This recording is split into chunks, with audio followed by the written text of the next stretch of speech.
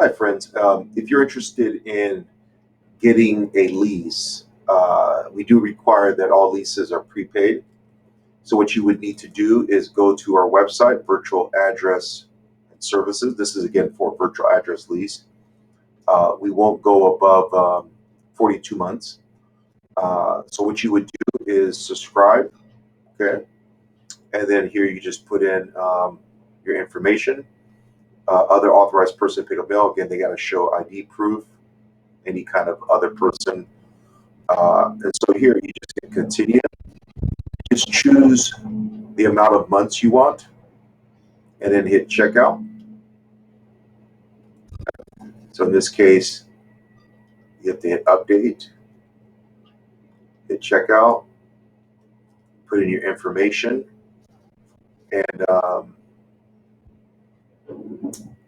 yeah, so we definitely recommend recurring credit card. That way, it could when it's time to renew, it'll renew, and it's best for you. Okay.